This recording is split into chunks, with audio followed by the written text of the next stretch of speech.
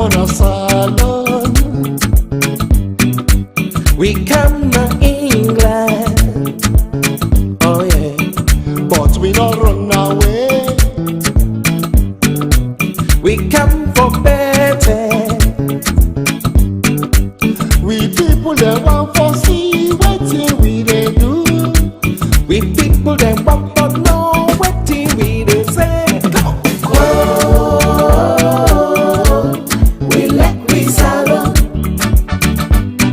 Oh now, yeah yeah. Oh, we like we salon.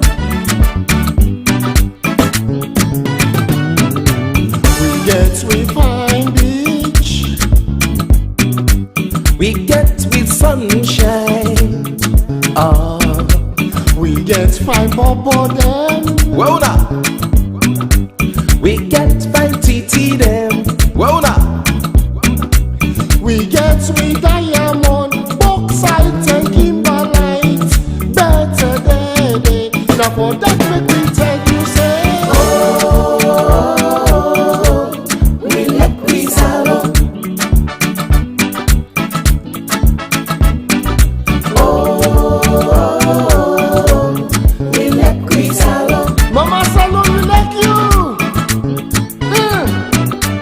The Portuguese man say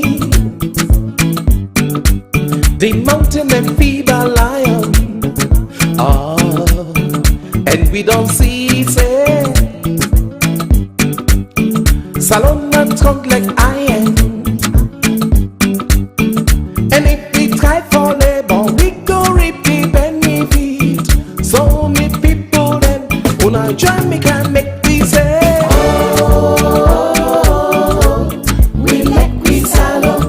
Salon, salon, and we like we salon. Oh, we like we salon. Like that day. Oh, we like we salon.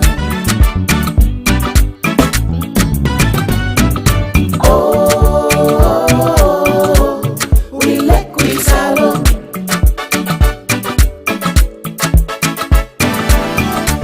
We sweet salon.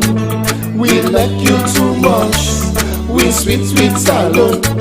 We like you pass mark. We sweet salon. Hey!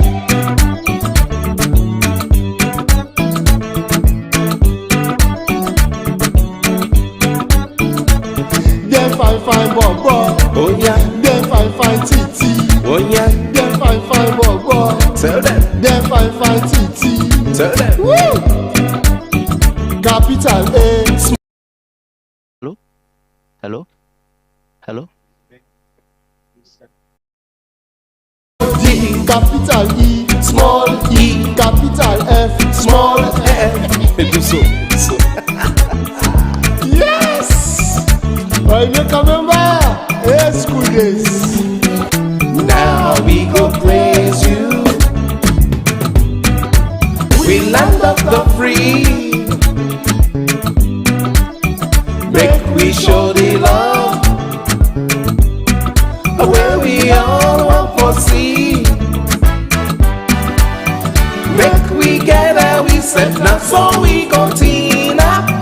Make we sing this sing for we native land. Oh.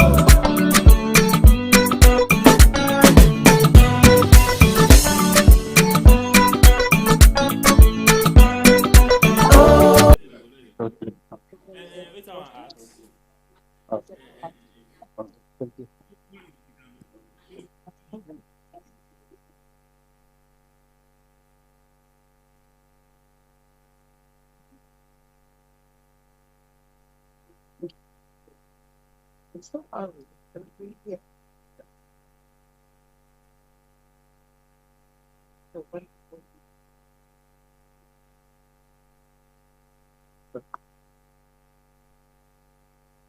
What? It's fine.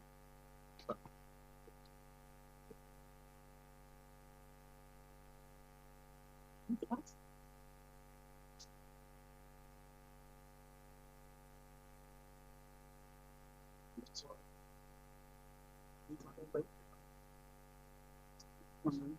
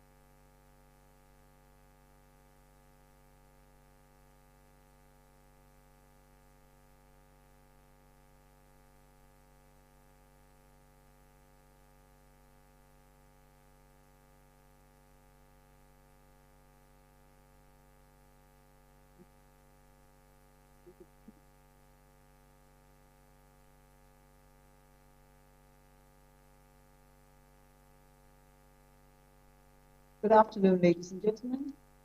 We would like to call this meeting to order.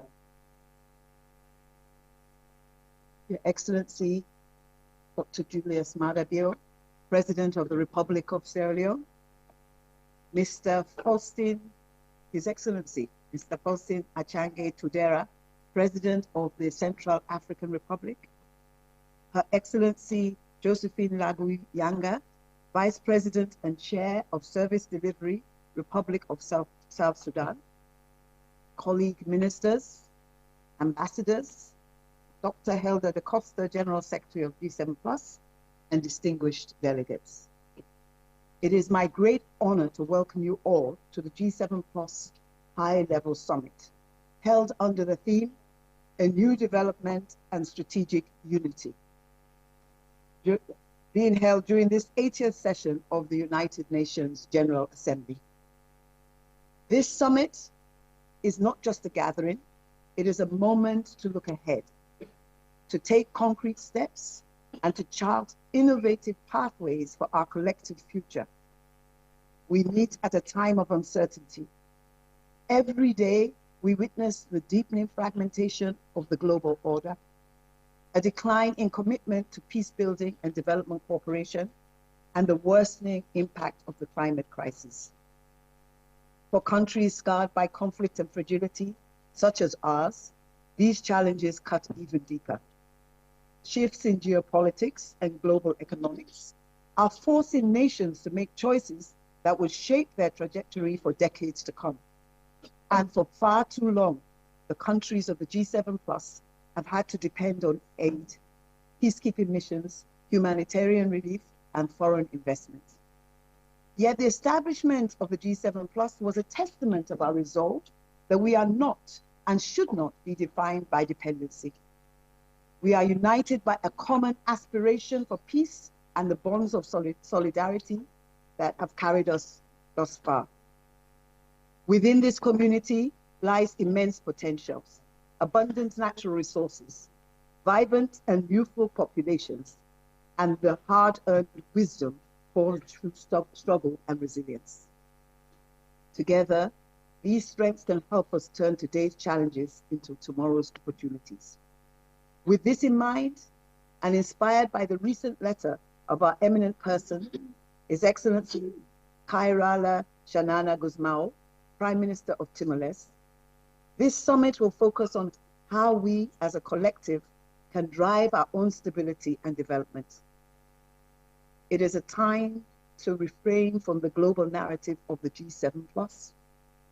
No longer a group defined only by fragility and dependency, but one recognized for agency, strategic relevance, and sovereign development. A key step in this journey is the establishment of the G7+ Advisory Center, which will be launched at this summit. The center will equip our members with technical, legal, and strategic support, and strengthen peer-to-peer cooperation for solutions that are context-specific and driven by our own priorities. We are grateful to the G7+ Foundation for its steadfast support in making this possible. This summit will also mark an important moment of transition. We will witness the Sierra Leone chair, or Sierra Leone hand over the chairmanship of the G7 Plus after 11 years to a new chair. Excellencies, colleagues, and friends, as I conclude, I want to note that it has been an honor for Sierra Leone to have led this amazing group of 20 countries for 11 years. Be assured that Sierra Leone will continue to be a vibrant member of this group. We are leaving on a note of optimism. Optimism that this summit will be the beginning of a new chapter where the G7 Plus is not only a voice for fragility, but a force for sovereign development, solidarity, and strategic unity. I thank you all.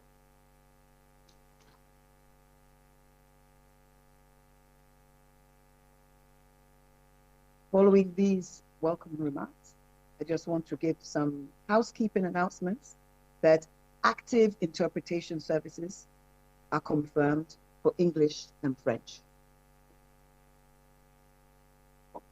Strict time management is required after the opening ceremony, the statements of the opening ceremony, and we would want to finish this gathering on time. So with this, I would like to hand over the floor to His Excellency President Dr. Julius Maada Bio of Sierra Leone to give his statements. Thank you very much. Your Excellencies, colleague heads of state and government, Madam Chair of the G7 Plus, Honorable Ministers, Secretary General of the G7 Plus, distinguished ladies and gentlemen, I am profoundly pleased to address this annual G7 Plus high-level summit, especially as we commemorate a decade of Sierra Leone's stewardship to our organization. For my country, this moment carries profound symbolism.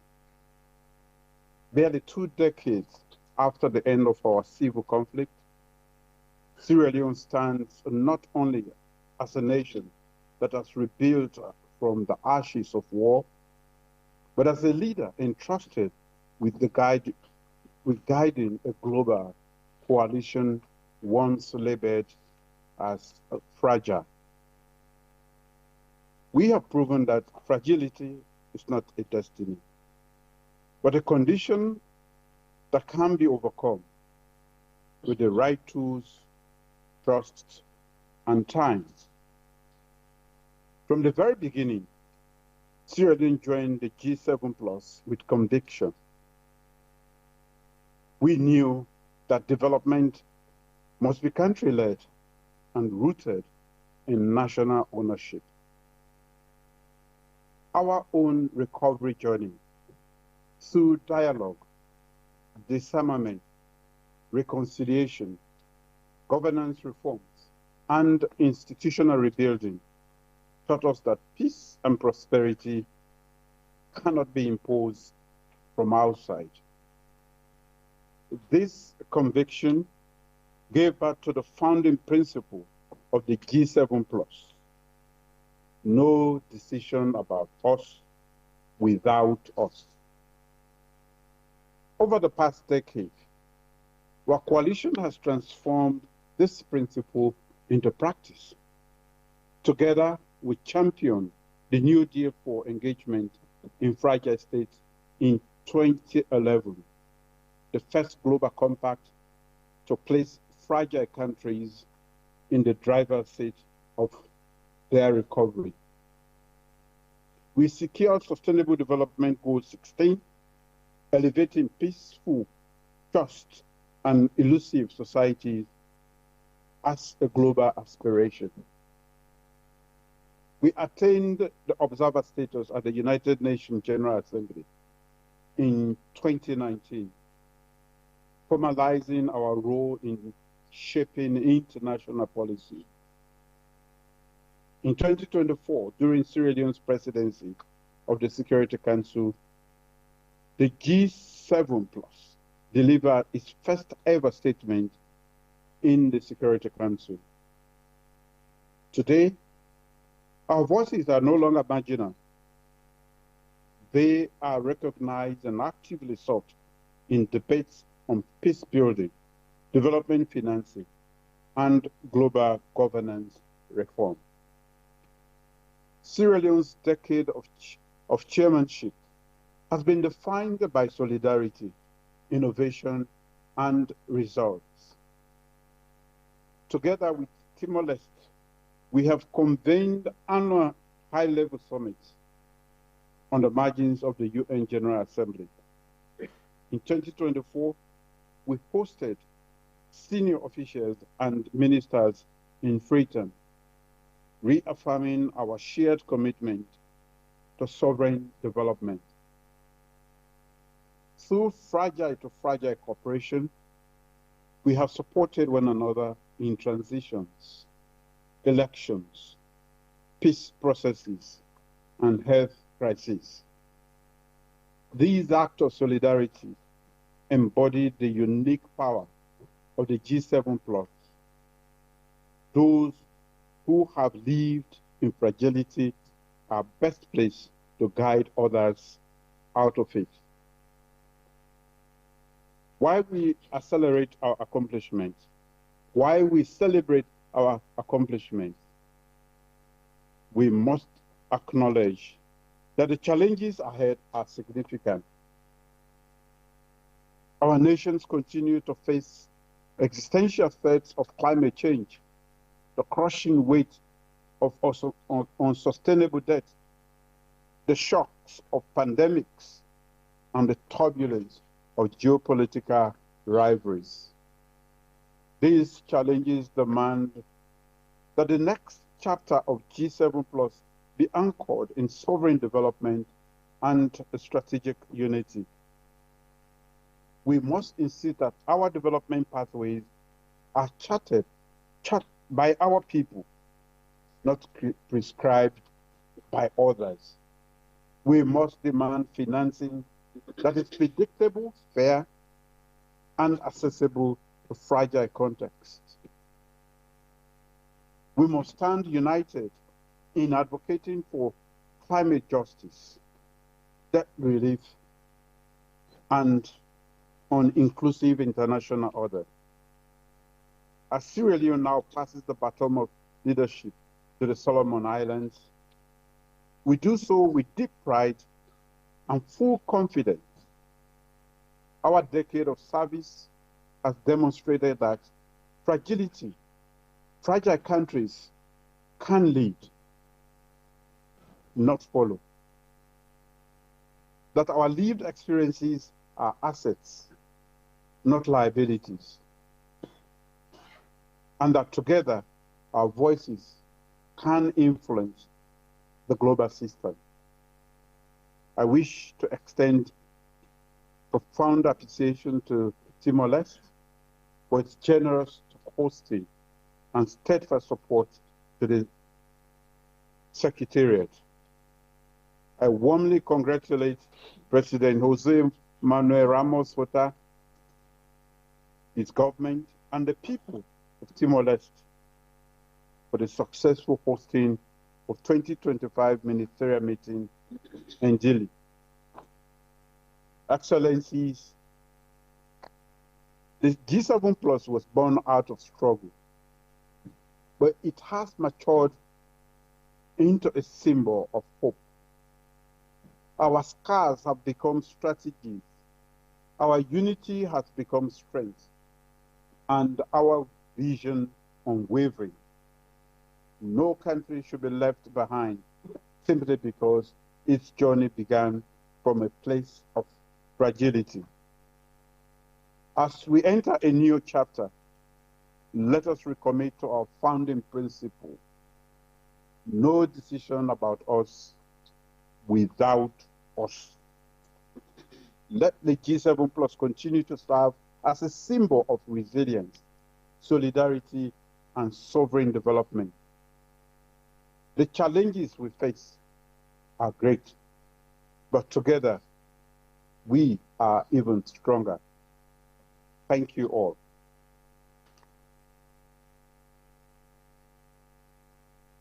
Thank you. Thank you. Thank you, Your Excellency, for your statements. Thank you, Your Excellency, for the support that you have given to the strides made by G7 Plus under the Sierra Leone chairmanship. And thank you for your commitment to peace and peace building.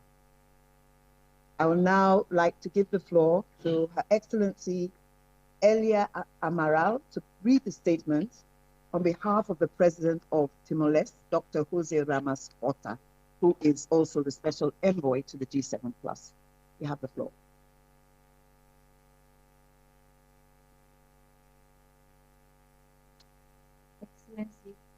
Excellency Madam Monizo, the President of the Republic of Sierra Leone, Excellencies, Head of Delegation, distinguished colleagues, friends, it is truly an honor to address you today. We come together not just as a representative of our nation, but as a community, a family, bound by our shared history of struggle and our shared hope for peace. 15 years ago, we established the G7 Plus. It was born from a simple but a powerful aspiration to overcome the legacy of conflict and fragility. From the very beginning of our journey has been marked by hardship, yes, but also by solidarity, empathy, and resilience. Together, we have lifted each other up. We have made progress. We have stood for inclusive and effective multilateralism.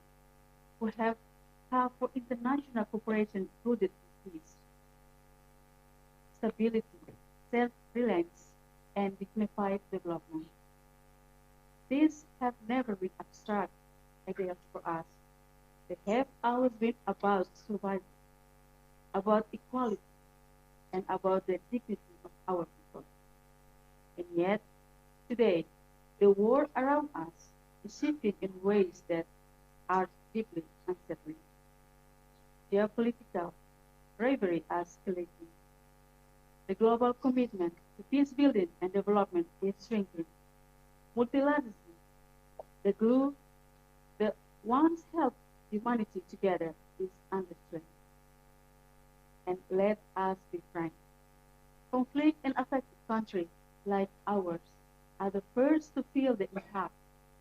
We risk, once again, being reduced to pawns on the chessboard of great power competition.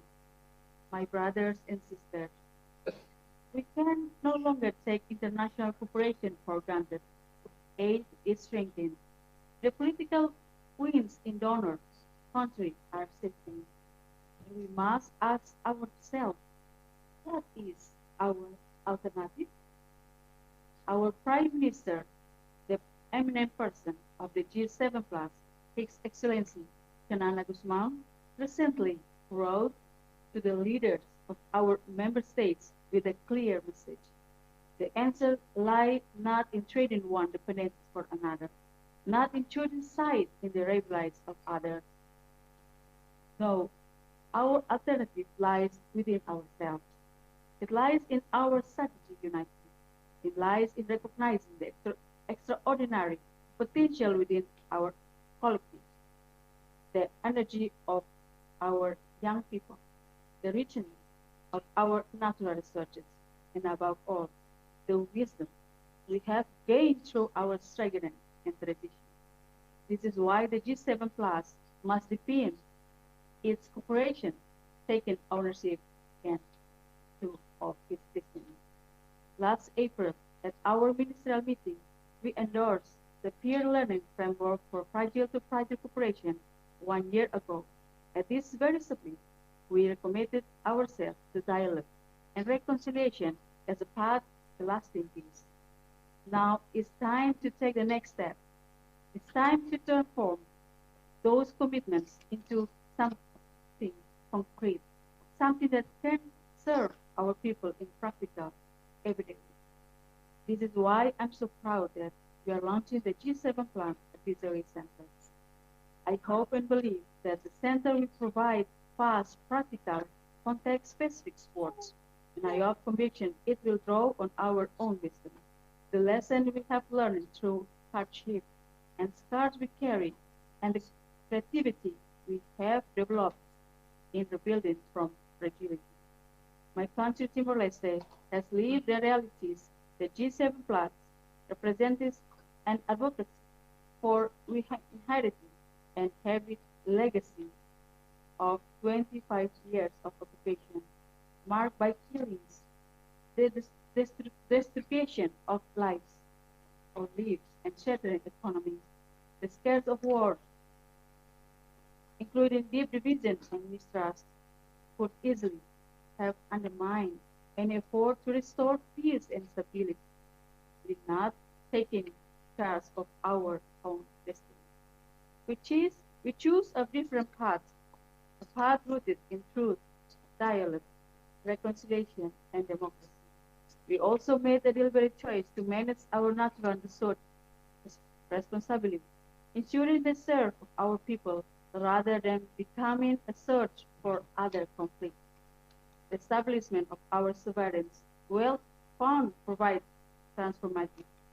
It has provided stability and resilience, enabling us to deliver basic services and invest in development for future generations.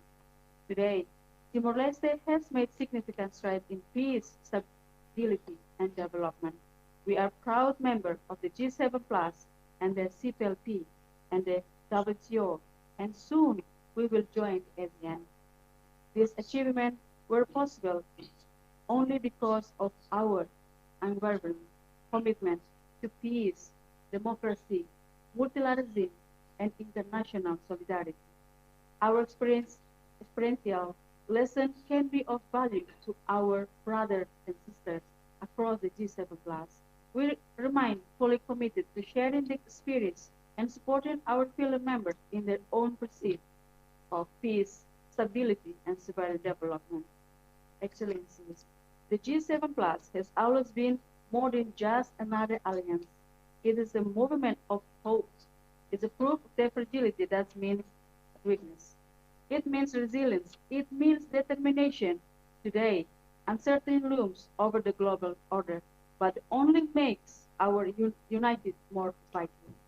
Let us seize this moment. Let us reaffirm that we are not defined by our fragility.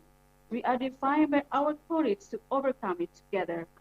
With that, I wish us all success in our endeavoring that brought us together. I thank you.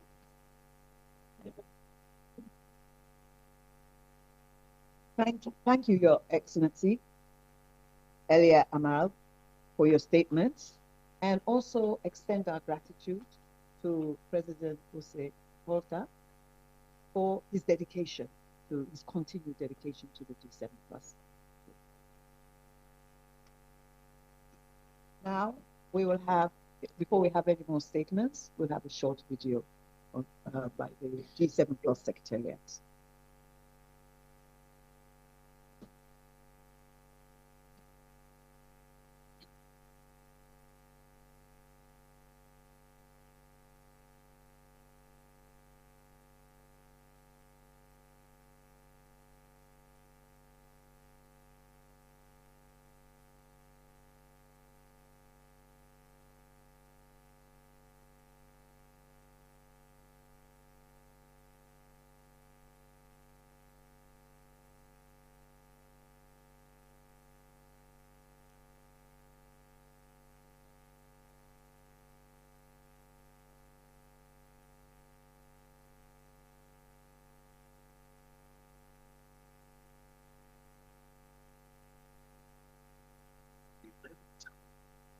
Old power structures are shifting.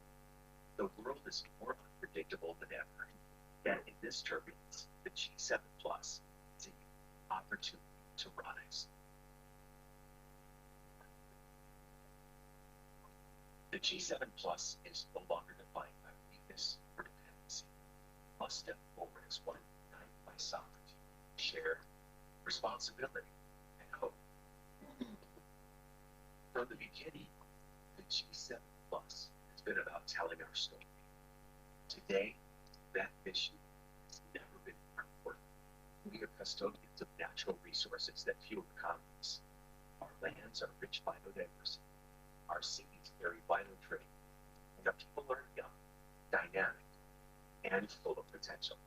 Yet, too often, the world sees us only through old ideas of risk and fragility. It is time to change that story. It's time for the G7 Plus to step forward, confident, united, determined. These things not about the age. These partnership. The world needs all we have. The pressure around strategic geography and take it. It came very there at the stronger engagement with the public. Imagine a fund that safeguards our natural resources for generations, making sure they benefit our people fairly. A platform where G7 Plus countries share expertise, provide technical guidance, and support one another in resolving disputes, using our own experience to avoid past mistakes and unfair deals with multinational companies. A new way to measure our strength, not by old setbacks, but by our ability to manage resources wisely, solve challenges together, and unlock our true potential. Transformation and from working together. Nation to nation, peer to peer, hands joining in connection from agriculture, industry, from public finance to national resource management. We help each other avoid mistakes, solve disputes, and prepare the things. Through efforts, sharing knowledge, engineers supporting each other, leaders negotiating freely together, the lessons into solution.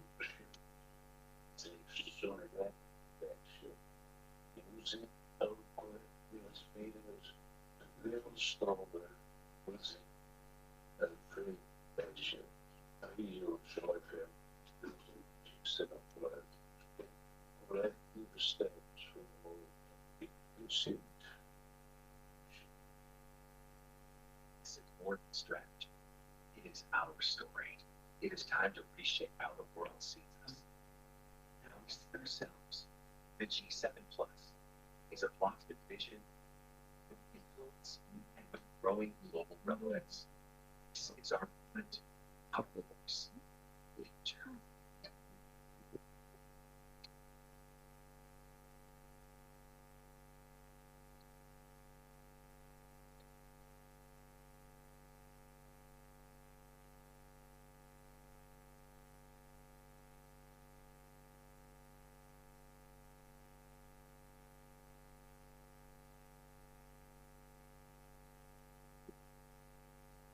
Thank you, Secretariat, for depicting us as a bloc of influence and global relevance. I will now call on the Secretary General of the G7 Plus Secretariat, Dr. Helder da Costa, to provide an overview of the outcome of the G7 Plus 6th Ministerial Meeting, the progress and the way forward. Thank you, Madam Chair. Excellencies, heads of state and government, honorable ministers, ambassadors, distinguished delegates, on behalf of the G7 Plus Secretariat, allow me to express my deep gratitude for your esteemed presence at this historic summit. It is both an honor and a privilege to provide an overview of the progress we have made since our last gathering during the 79th session of the United Nations General Assembly in 2024. In line with the mandate given by our esteemed members, we convened the 6th ministerial meeting in Delhi, Timor-Leste, where ministers and ambassadors from across our memberships chartered a renewed strategic direction for the G7 Plus amidst a rapidly changing global order. Ahead of this milestone, we held a series of technical consultations with senior officials and national focal points to build consensus on what became the Delhi Resolution, a landmark outcome document that reflects our collective aspirations. A key element of this process was the in-depth consultation in Abu Dhabi, generously supported by the G7 Plus Foundation and hosted with the technical partnerships of the annual Gargas Diplomatic Academy. Over 2 days, representatives from member states developed a cooperation framework entitled Harnessing Collective Wisdom, a framework for fragile-to-fragile cooperation.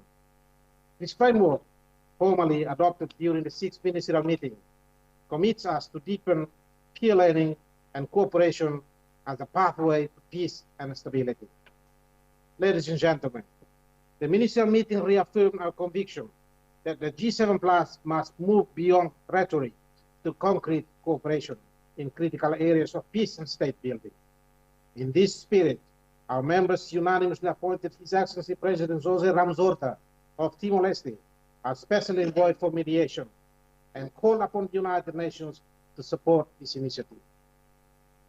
Equally, the G7 Plus eminent person, His Excellency Fernando Guzmán, Prime Minister of Timor-Leste, addressed our membership with a powerful appeal for strategic unity and bold leadership. As you watched the video just now, his message was clear. In the face of declining international solidarity, our strength lies in deeper cooperation and in reshaping the narrative that has too often defined our nations through fragility rather than resilience, as eloquently mentioned by His Excellency the President of Sierra Leone. In response to the Secretariat, together with the G7 Plus Foundation, has initiated the establishment of a G7 Plus Emergency Rapid Response Center. Conceived as a hotline for member states, the center will provide timely support on critical issues such as legal dispute resolution, concession negotiation, and related areas critical for sovereign development. Hosted within the Secretariat, this mechanism will serve as a practical instrument of solidarity and self-reliance. With the support by the G7 Plus Foundation, which you will hear directly by one of the members of the foundation who is present here, Lee Kaplan, we envisage that the center will evolve in scope over time. Excellencies, the G7 Plus has intensified its advocacy on behalf of our members at the global fora.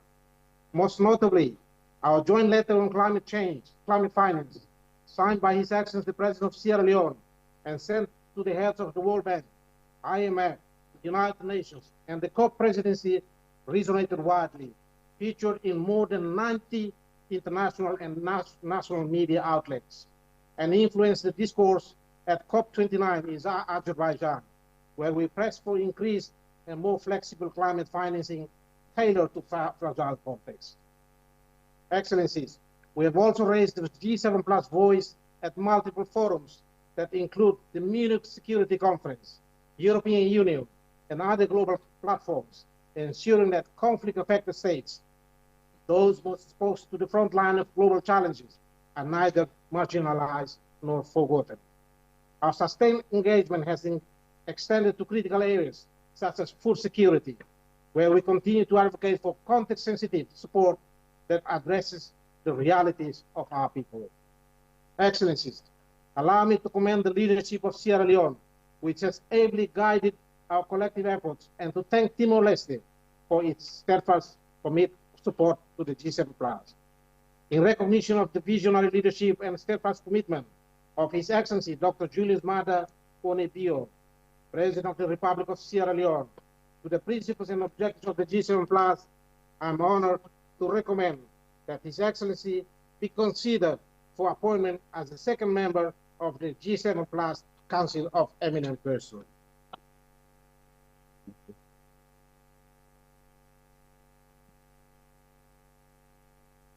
We firmly believe that President Bio's inclusion in the Council will further strengthen its capacity to provide high-level strategic guidance.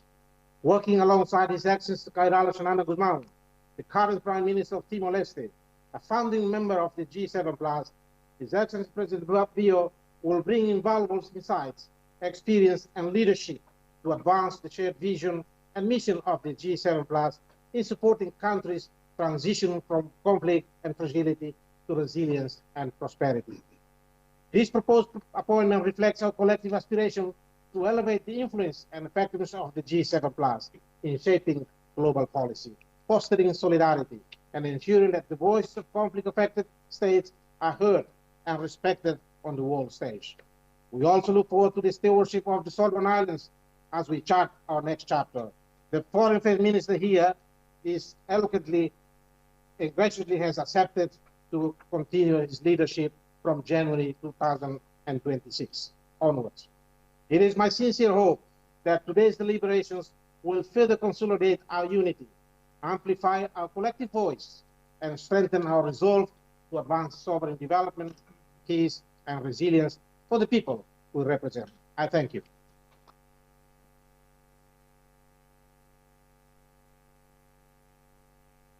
Thank you, Dr. Helder, for that report that has outlined succinctly the progress that the G7+ has made over the years, a voice that has grown stronger to the extent that the fragile and conflict-affected countries cannot be ignored. So thank you, and thank you for the work of the Secretariat.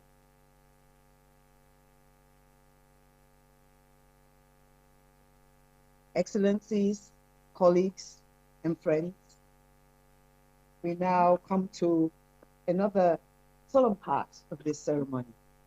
And I would like to say that the selection of the incoming chair was carried out through intense discussion and reflection, following which member countries reached a consensus in which Solomon Islands emerged as the new chair of the G7+, and where two new vice presidents were installed, Liberia and DRC. They were appointed to fill these positions. So I would now like to initiate the symbolic transfer of the chairmanship of the G7+, and have you take the lead in this. Thank you, Your Excellency. Excellency Dr. Judith Madadio, President of Republic of Sierra Leone and the second member of the G7+ eminent person. Excellency Faustin Twadere, President of Central African Republic, distinguished ministers, ambassadors, and colleagues. As you know, that Sierra Leone has competently led our group through pivotal phase, guiding our collective voice and action with vision and dedication over the last 11 years. On behalf of the G7+ Secretariat, we commend its leadership and guidance. We have worked closely with the government of Sierra Leone, during whose tenure the G7+ achieved several milestones, including the successful pursuit of observer status at the United Nations. Today, in line with the decision of the 6th Ministerial Meeting, we symbolically transfer the chairmanship from Sierra Leone to the Solomon Islands, whose role as chair will formally commence on the 1st January 2026. We also recall the decision of the 6th Ministerial Meeting to appoint Democratic Republic of Congo and Liberia as the deputy chairs of the G7+. I have the honor to read the relevant part of the daily resolution, the outcome of the G7+ Ministerial Meeting that took place in April 2025 in Delhi, Timor-Leste. Quote, we agree that Sierra Leone will complete its term as the chair on 31st December to assume the role of chair on January 1st, 2026 for a two-year term. The Democratic Republic of Congo and Liberia will serve as deputy chairs for the same period, end of quote. This handover is not only a procedural step, it symbolizes the continuity, unity, and shared responsibility of the G7+ family in advancing sovereignty. To symbolize the transfer of the chairmanship by presenting the G7+ ties, to Honorable Peter Chankal Agwaka, Minister of Foreign Affairs and External Trade of the Solomon Islands, the incoming chair of the G7 Plus. Your Excellency, you have the honor to transfer the chairmanship.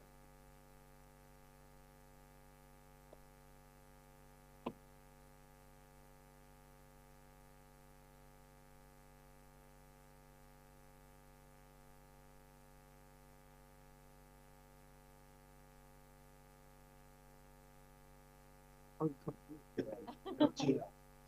the chair, so yeah. On behalf of the members following through from our discussions we had, I think the discussions we had, symbolically I'm the chair of G7.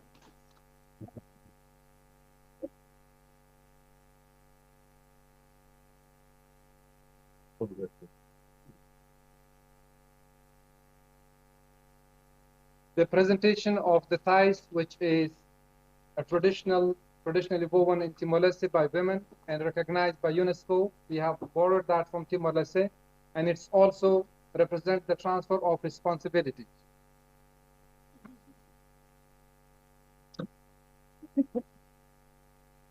If we are able, we are confident that will be fulfilled. And now I have the honor to request Dr. Helder da Costa, General Secretary of the G7 Plus, to present token of appreciation to His Excellency President Julius Maada Bio, President of Republic of Sierra Leone, for his competent leadership. Dr. Helder da Costa. Excellency, this is very special for your leadership over the past couple of years, and it is my pleasure to present this to your Excellency.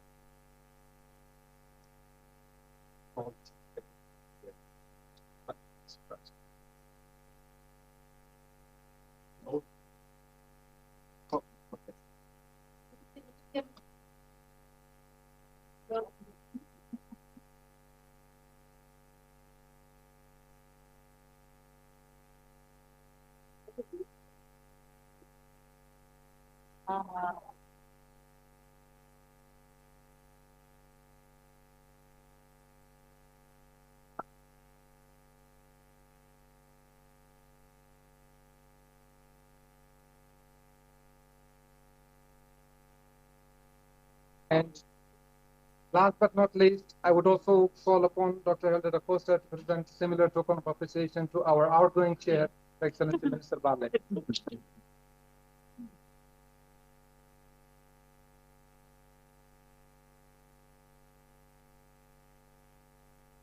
Chair, equally important and your chairmanship has been acknowledged worldwide. It's now top of appreciation to present this strong gift.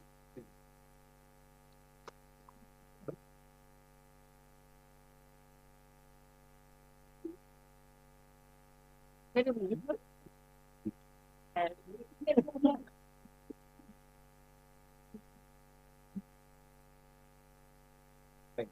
Thank you. Thank you.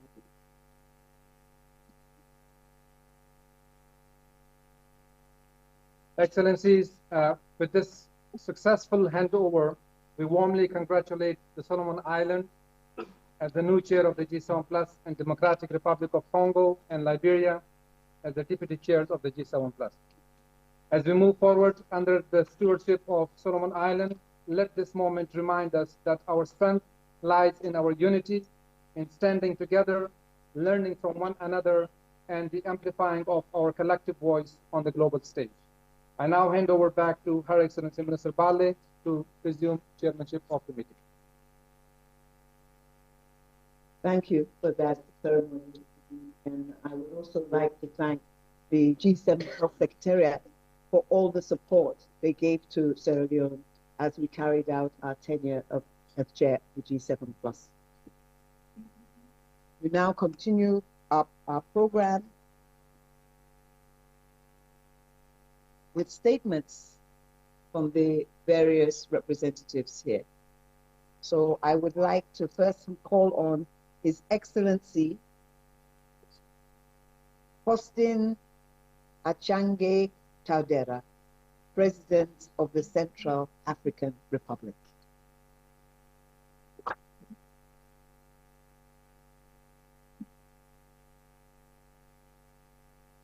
Excellences, messieurs les chefs d'État et chefs de délégation, Madame la Présidente, Mesdames, Messieurs,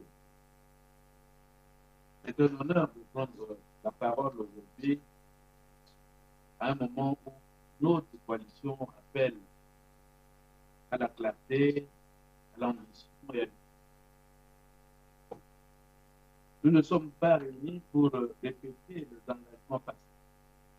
Nous sommes ici pour tracer une voie crédible vers un développement souverain et une unité stratégique. Je salue le travail remarquable accompli par la Sierra Leone lors de sa présidence et félicite les dix saluts ainsi que nos vice-présidents, la République démocratique du Congo et le Libéria. Leur rôle sera déterminant pour renforcer la efficacité, la cohérence et l'impact de notre action collective. Madame la Présidente, à l'aide de notre personnalité éminente, le Premier ministre de Timor-Leste, grâce à une vision claire, faire entrer le G7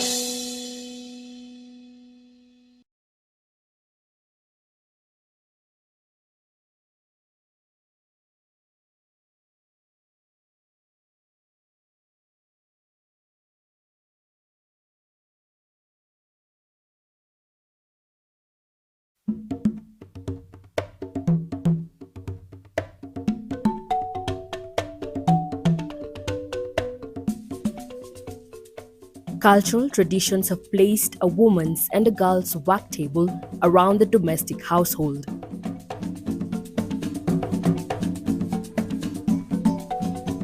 Education opportunities for girls remain limited as many parents see no value in investing in their education. As a result, cases of child brides in Sierra Leone become prevalent. Statistics by UNICEF show that approximately 40% of girls in the country are married before their 18th birthday. In a small village of Dankawale located in Koinadugu district in the northern province of Sierra Leone, we find Kumba and Manimo. The two almost fell prey to early marriage. I've been in 13 years to 14. Man come up for me say he want married me. But definitely I don't know the importance of education. I've been decided to say I married to the man. Mama then agree now. We don't begin for set up the marriage now. I've been there class 6. I sit MPS, I pass for Form 1.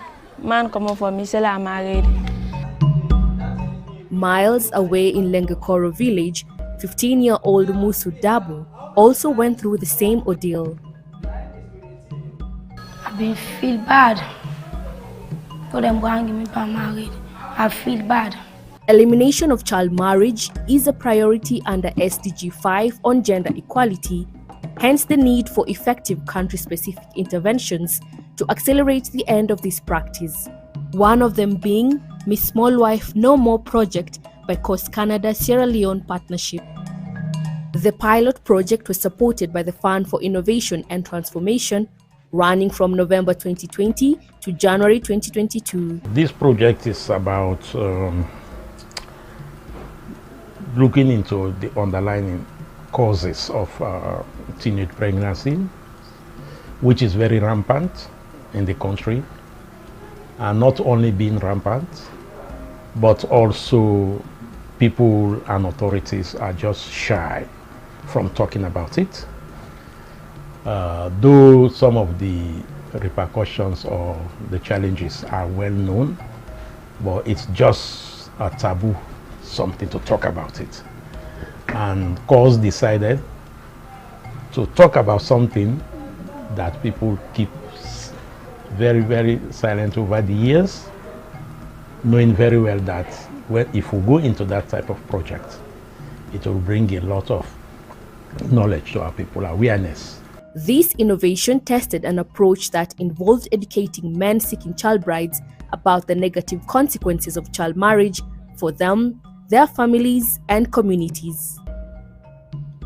On this, a lot of approaches have been made by other NGOs before, but they did not work.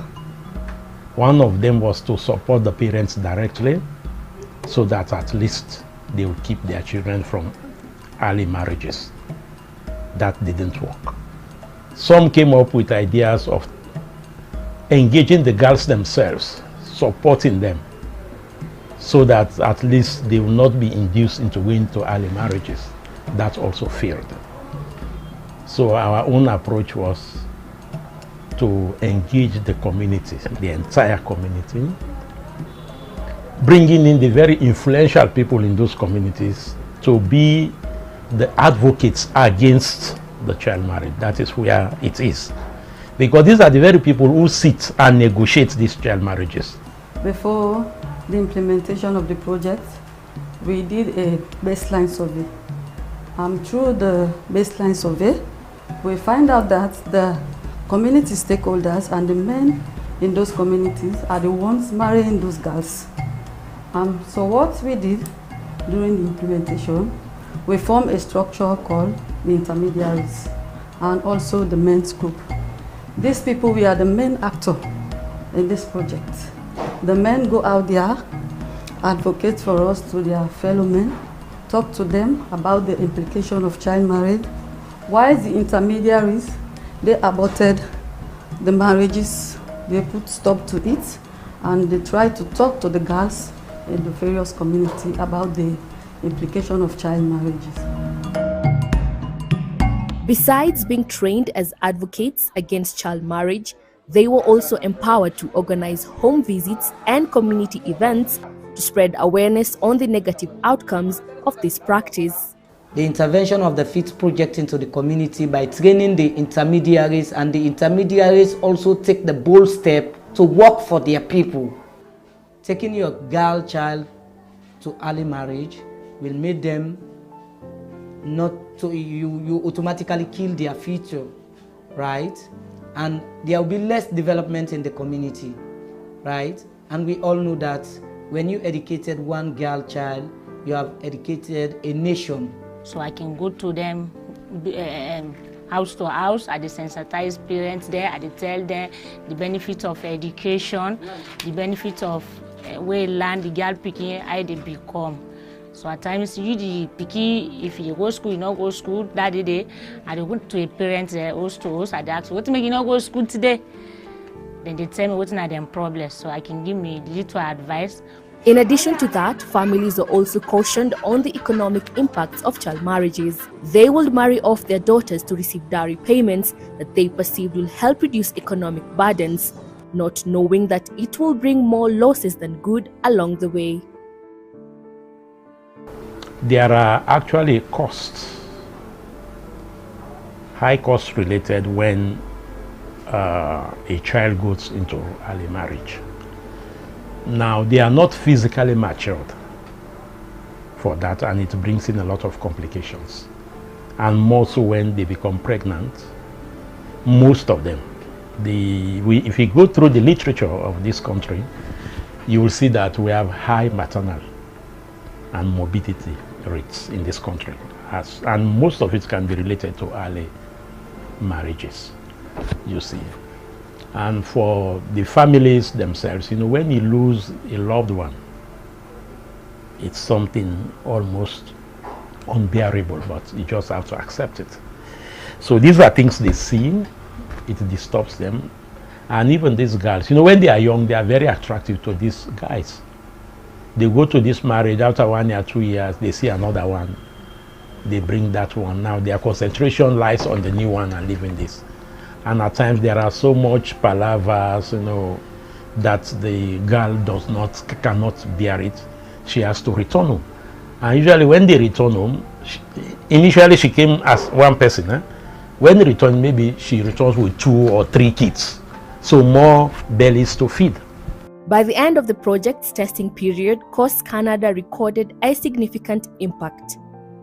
172 child marriages were cancelled in the Koinadugu and Falaba districts in the northern province of Sierra Leone between January and September 2021.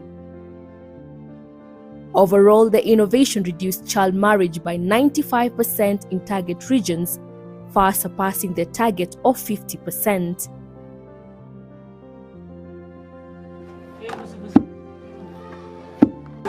Another mele kara benefiti matibana wo fola afale kaka mo filasa we wasoka konde mbonku mantike kwana nadimuse wabo akuma timilia ati femfe kumale ben wasa alkumero wo fon sayire fola kara benefitela male makar ma wata ka diere fusi maduke ko maka kon kaka ma ande na bola nyamata ma mista tembi mo che mesa wala kumala misa diedo mo kon mbi fule wotiye na wala won babi kelman na to bar kara an ke din krem wala alhamdulillah mbara lo kara to ne la berberke mbara ngwa la toriye be si magbasine fin sambol no ko na wakara wo dingi berke mbara de tonum bi karan la.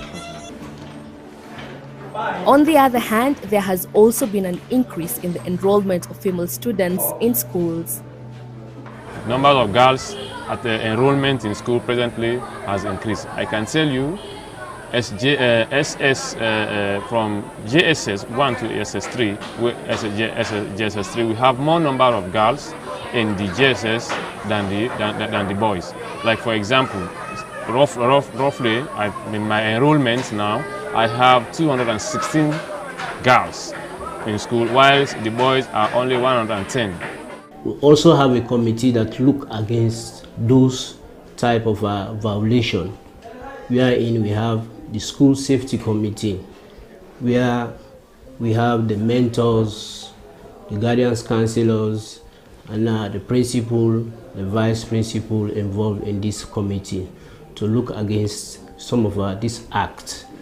And with that, before this time, because there was no sensitization about early marriage, parents were taking their children and give them to boys or man for early marriage. But with the intervention, because the school is very proud of taking drastic action against people that are really giving their children for early marriage. And for now, it has cut down. There is now a promising future for the girls in Koinadugu district. I promise. For say tomorrow we get for Kanaya, you know, get for Miss Kumba again, na Ministry of Education. I promise to be the first. All right. No, right now, thank God, because I dey go school. So I dey do things come on now, me and my parents so then I was now. So anybody was saying I want me for married or early married or teenage pregnancy, and they don't give full stop to that right now. A very successful project, not only from the FIT side, from our side here, and even from the communities. Our plans are really to expand this project, not only in Koinadugu and Falaba district, but also like in Bombali, this are Tonkolile, and even Moyamba, where we have our biggest programs going on. And as for Coast Canada Sierra Leone partnership, the battle is still on, as they hope to march forward to more districts across the country.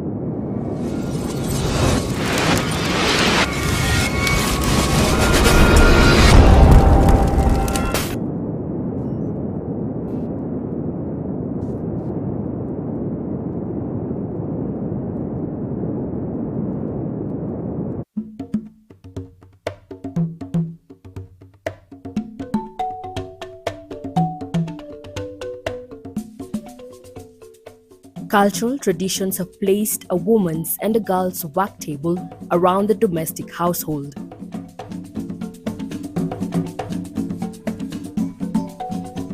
Education opportunities for girls remain limited, as many parents see no value in investing in their education. As a result, cases of child brides in Sierra Leone become prevalent. Statistics by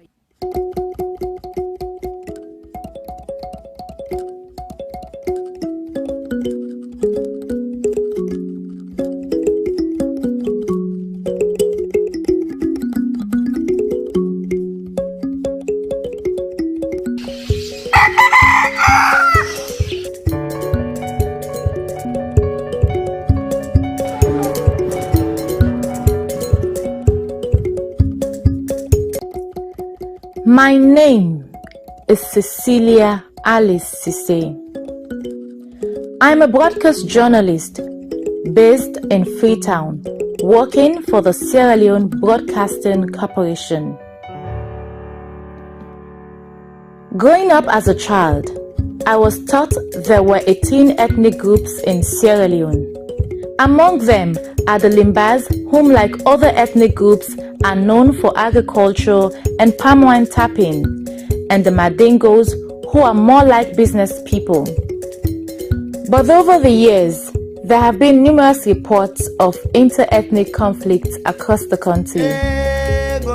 Notable among those conflicts is between the Madingos and the Limbas in Bewa Chiefdom decades ago. As a ministry, we are aware of complaints being made even before my time as a Minister of Local Government and Community Affairs of a situation in Bewa Chiefdom,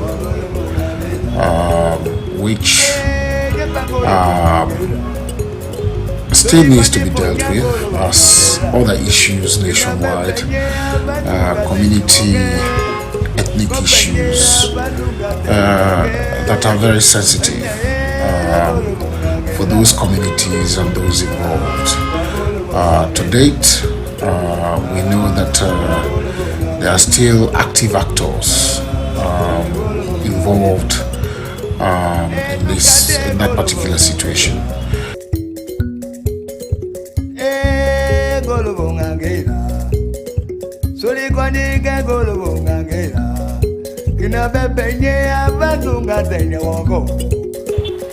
Interestingly, my paternal lineage is from this town, Kamabai, Bewa Chiefdom. And this is my second time ever of being here.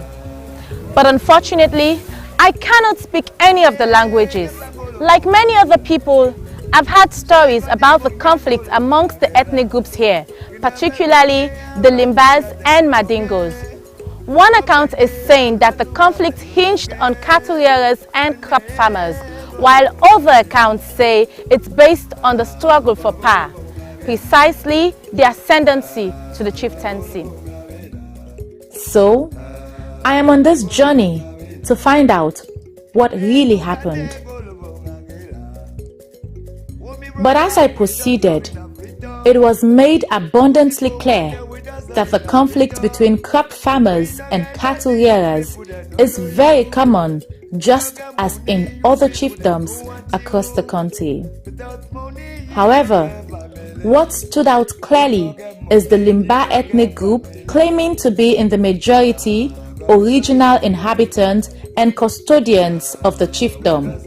Hence, leadership belongs to them. It originated from Suluku. Suluku was a warrior.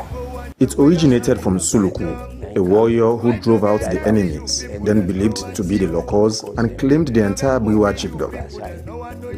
But he was never a paramount chief.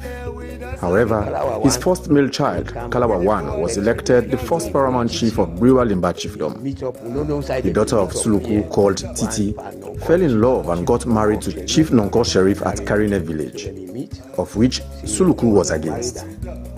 Titi therefore left Kabumbang and went to her uncle at Kamagwembe, who tied the knots between Titi and Chief Nonko Sheriff. And eventually, Titi gave birth to her kids with Chief Nonko Sheriff. But notwithstanding, those children are not eligible for chieftaincy. But notwithstanding that not give them the right to say they be chief. Across the entire northern region of Sierra Leone, women are barred from contesting or holding chieftaincy titles. Therefore, male offsprings of a woman born in a chieftaincy family are considered not qualified and illegitimate to the ascension of the title. And over and above that, people may even provide 2 sections them for the Mandingos them.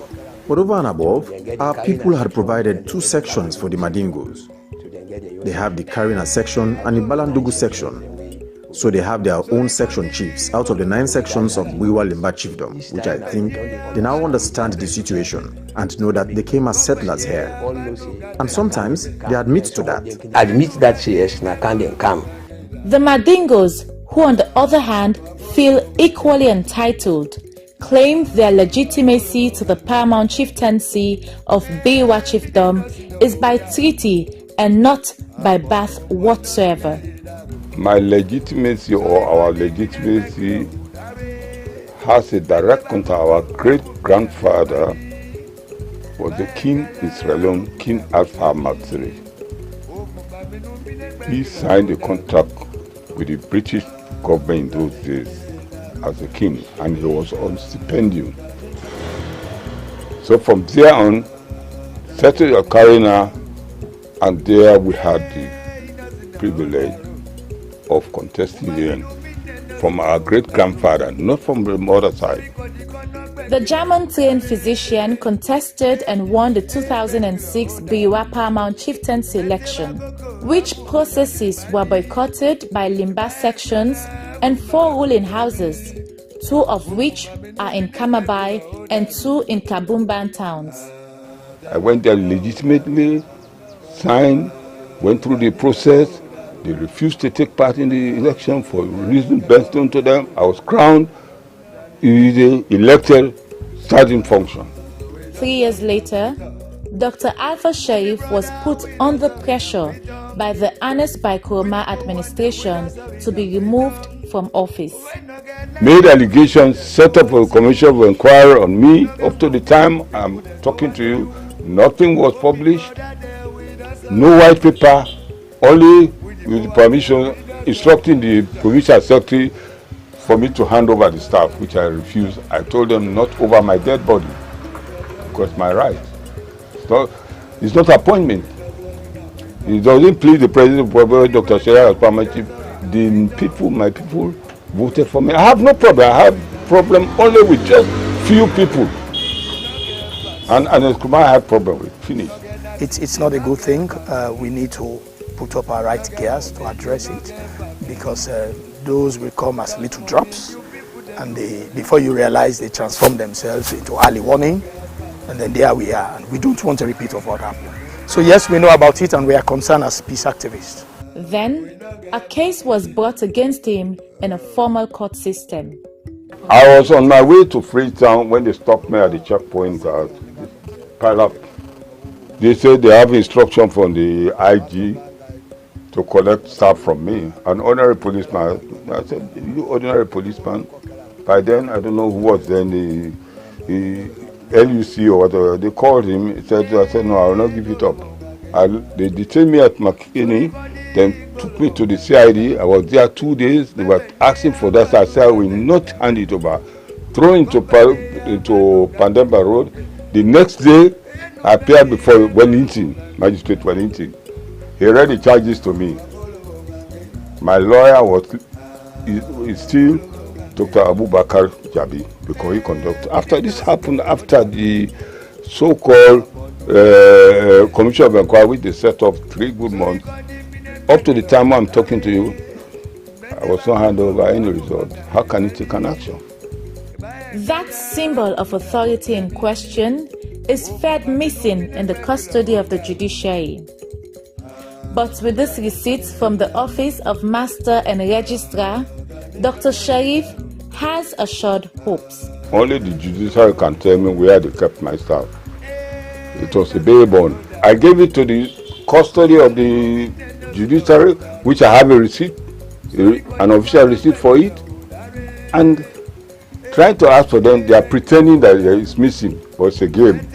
And in his absence, while he was battling with the state in court, a new Paramount Chief election was conducted and won by Chief Salifu Kalawa from one of the 2 ruling houses in Kamabai town.